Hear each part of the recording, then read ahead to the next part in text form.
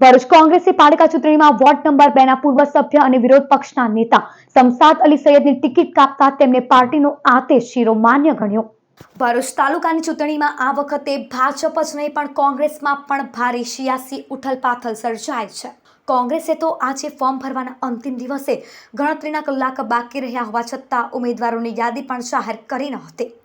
Ticket વહેંચણીમાં કોંગ્રેસી કાર્યકરોમાં આંતરિક ઉકળતો ચરૂને લઈ કોંગ્રેસે ટિકિટ ધારકોને ફોન કરી સીધું મેન્ડેટ જ આપી દીધું હતું।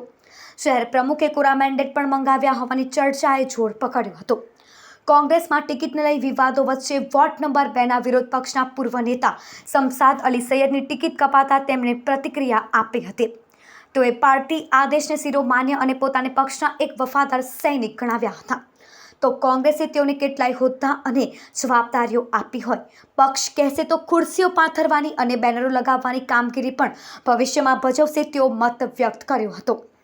ભરૂચ શહેરમાં કોંગ્રેસ પાર્ટીએ મને વિવિધ હોદ્દાઓ પર તેમજ પ્રદેશમાં મને વિવિધ હોદ્દાઓ પર યુથ કોંગ્રેસ હોય એના પ્રમુખ તરીકે, NSUના પ્રમુખ તરીકે, વિપક્ષના નેતા તરીકે, કાઉન્સિલર તરીકે વિવિધ જવાબદારીઓ આપી હતી।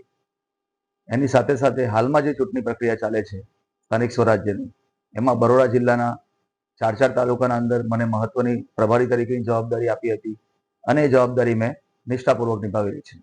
અને પાર્ટીએ મને આ તમામ હોદ્દાઓ પર વર્ષોથી કામગીરી કરવાનો મોકો આપ્યો। એની સાથે સાથે આવનારા દિવસોમાં પણ જો પાર્ટી, કોંગ્રેસ પાર્ટી જે કંઈ પણ આદેશ આપશે એ આદેશનું પાલન કરીને હું કામગીરી કરીશ।